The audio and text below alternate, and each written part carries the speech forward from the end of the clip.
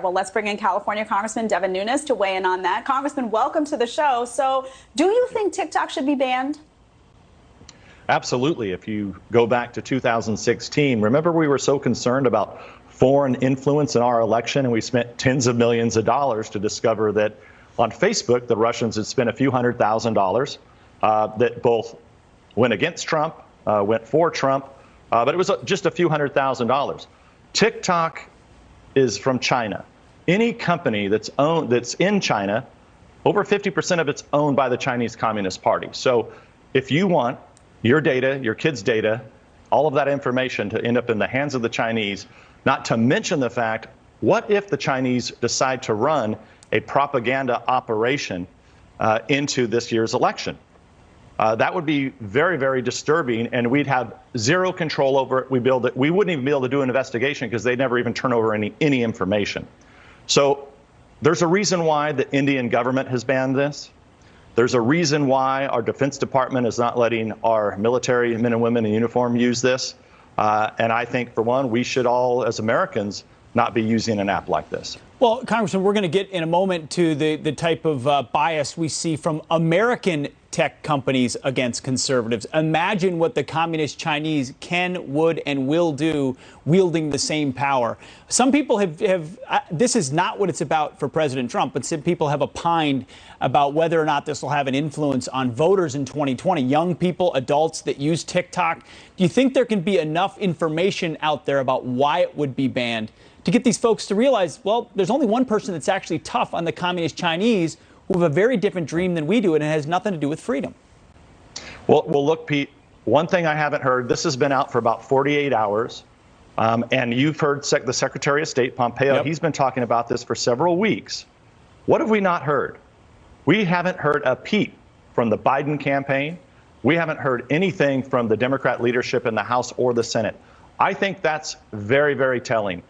For whatever reason, they're scared to take on the Chinese Communist Party. I don't know why, but I know that Donald Trump and Republicans are willing to do it. Congressman, let me pick up what Pete was talking about, and that was on Wednesday. The heads of Amazon, Apple, Google, Facebook, all taken a browbeating from both sides of the aisle, really. But specifically, you had the issue of silencing, censoring conservative voices. You have some experience personally in this yourself firsthand.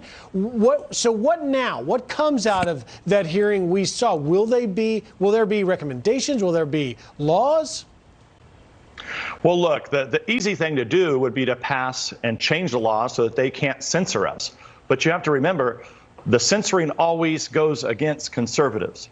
So the only thing we can do between now and the election, and what I like to call this is you have 90% of the content being shoveled through this disinformation funnel that ends up, right here on our devices. So what I tell people is you really have to practice good hygiene. And that means that you have to join places like Parler, which is essentially kind of like an Instagram and Twitter combo. That's a great company to be part of. I try to not do anything on YouTube. Now there's a new channel called Rumble. So it's learning the sites that aren't going to steal your data and aren't going to censor your content, especially censor conservatives. And that's my recommendation to all of your viewers out there today. Congressman, what do you say to those who acknowledge the problem of big tech potentially, silencing conservatives, but are simultaneously worried about big government coming in and potentially censoring big tech? Well, look, the challenge is that we have given them the government has given them a really good deal that I think is being abused. And I think that the court should step in and not give them this good deal. So in fact, it's the opposite. These guys get a special deal because of the government that, for example, you don't get. There's certain things that you can't say right now on the air because your company would get in trouble. But yet the internet companies can censor and do whatever they want. It's a lot like going back to TikTok, that TikTok can do whatever they want because they're housed in China.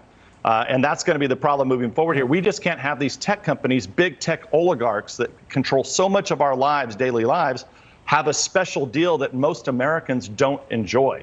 Yeah, tech companies believe they can have it both ways. They can be neutral platforms, but also publishers and have consequences for neither. That's simply what a lot of folks are pointing out. Congressman Devin Nunes, thank you so much for being here this morning. We appreciate it. Good morning. Have a great morning. Thank you. You got it.